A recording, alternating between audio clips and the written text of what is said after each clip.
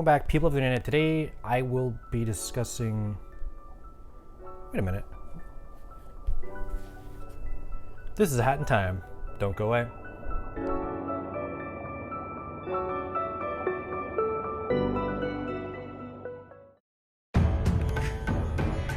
A Hat in Time was originally introduced to me by a friend. Now, he was like, yo, you should play this. I was like, okay, I'll do it. Why was I originally interested? Well, it was a 3D platformer. Why would I be interested in that? Because those are very rare nowadays.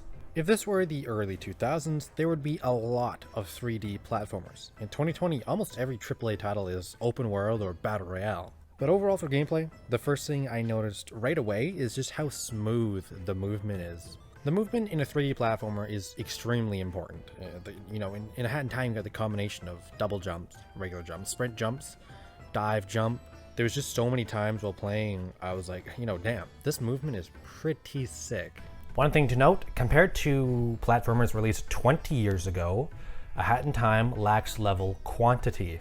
You have 4 main levels between Mafia Town, the movie Bird Battle one, Subcon Forest, and the Alpine Skyline. Now, compared to Super Mario 64, which had 15 levels, almost 4 times as many. But it doesn't really bug me that much because, as I understand, the budget wasn't that extremely large, and also in the 4 worlds you can explore, in 3 of them there's some really good variety. In Mafia Town, the variety is most noticeably when you get blasted up to fight the boss. It's like a whole new area up there. It's pretty much like the kitchen and the gambling area. Pretty sick. But in Battle of the Birds, you really get a great mix because on one hand, you have a level which was, it was great. It was like you're the leader of the parade. And no matter what, you cannot stay still because the band members are constantly following you. Mix that into the other level, on the other hand, you pretty much turn into a detective. And on top of the stealth that was integrated into that level, Battle of the Birds was great. Alpine Skyline is a great level, not a lot to talk about there, but I want to highlight the Subcon Forest. I think it's a good level, has some downsides for me, but I can highlight the mansion. Do I ever long for a camera angle like this? I'm a huge fan of the classic Resident Evils, and the camera angle has a lot to do with that. And it's rarely seen in modern time, even after the success of Until Dawn. It's okay, it's fine, it's fine. But it wasn't just the camera that made this level awesome. A Hat in Time is pitched as a quote-unquote cute as heck 3D platformer. So, like a pile of clothes looking so innocent in the daytime turning into a horror show at night, A Hat in Time goes from cute as heck to absolute nightmare.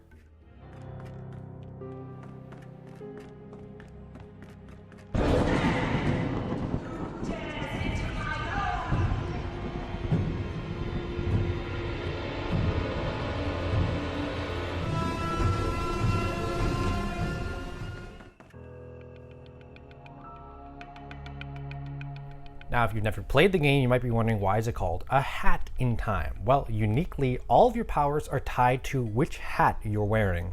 Whether that be the sprint hat, the ice hat, ruining hat, there's a lot of hats, and they're all pretty cool. Although I will say, they aren't balanced that extremely well. They do have their situational uses, but 90% of the time, I just had the sprint hat on for better movement. Although, I will say that the time freeze hat is exceptionally OP.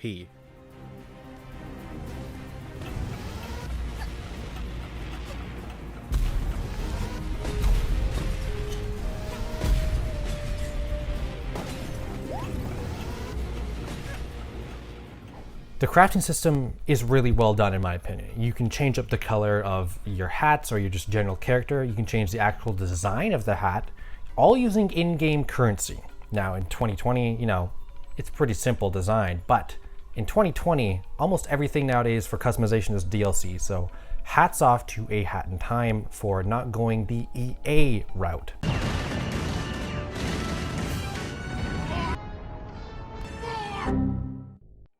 But I will say this, I wish you could purchase customization items with the orbs you collect through levels.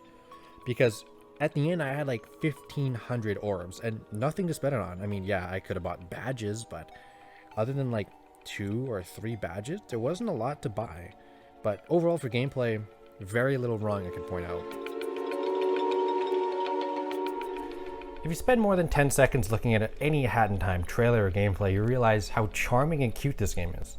And it's not, you know, Disney or Pixar stereotypical, you know, children cute. It's a very cute game. Out of the way, you! What usually differentiates a level from one to another is usually the overall theme. Like, yeah, the general platformer genre has the basic cartoonish matte design, but there's a massive difference between Battle of the Birds and Subcon Forest. And in just general, you can see the difference between these two pictures, so there's not a lot to talk about there. But there is a lot more to talk about presentation, so let's move on. There's a lot of great voice acting in this game. The main girl stays silent for 95% of the game, and the 5% she does say is usually just bye-bye. Bye. The general cast is well voiced, and no two sound the same, but I would like to highlight someone. Mustache Girl. A little girl with a classic Western mustache. Kinda seems a little out of place and weird, especially if you've never seen the actual girl, but the voice acting really adds to her character.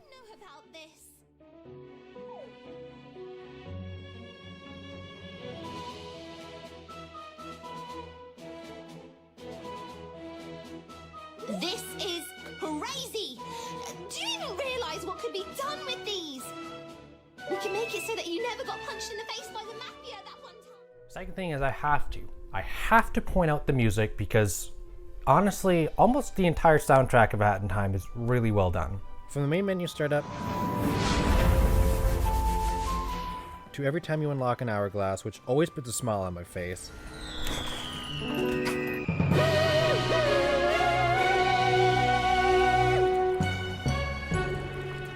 Almost every level in the game has a unique style soundtrack, but there is, without a doubt, a favorite of mine.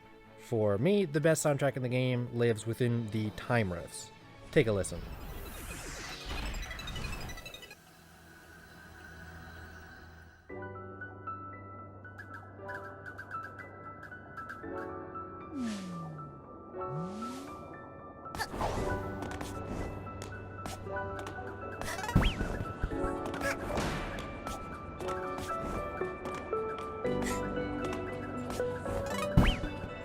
Something small to point out in presentation that I just always like when developers put a little extra effort into stuff.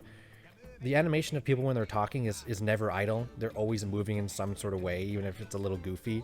But it's a lot better than just having someone stand there and talk and, you know, occasionally blink or smile.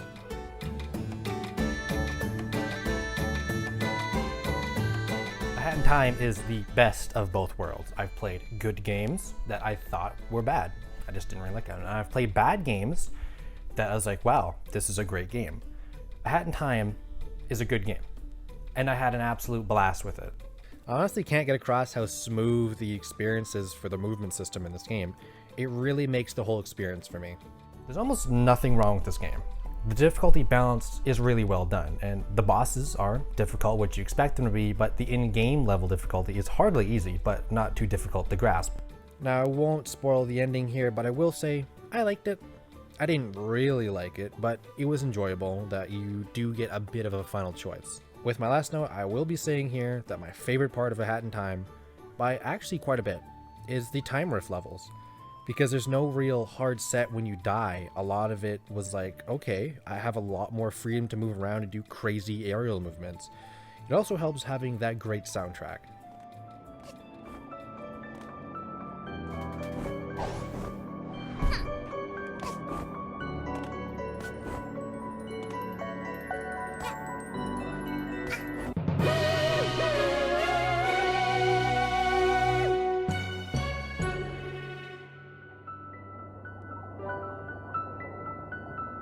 So overall, my thoughts on A Hat in Time are pretty high. High enough for a 9 out of 10.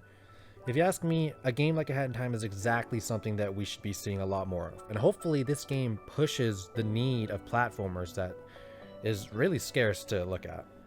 So that's it. A Hat in Time is officially done. The hat is on the hat rack. Coat rack? The hat is on something. It's been hung up. There's DLC for PC. I played on PS4 console. It's not on console yet, but expect a review on the DLC when it arrives to console. I'm your host, Cyberplant Entertainment, and I hope you enjoy this review. Peace.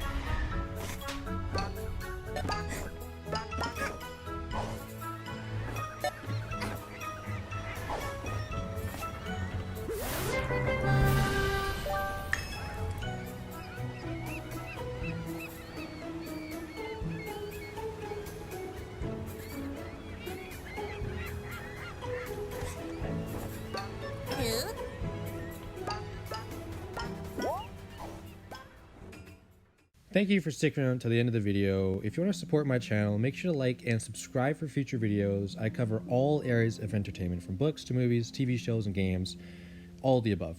And if you're really dedicated, I do have my Patreon links in the description. Anything that's donated to my channel in any way necessary, half of it is going back to charity because it's the least I can do. So hopefully you enjoyed the video and have a great day. Peace.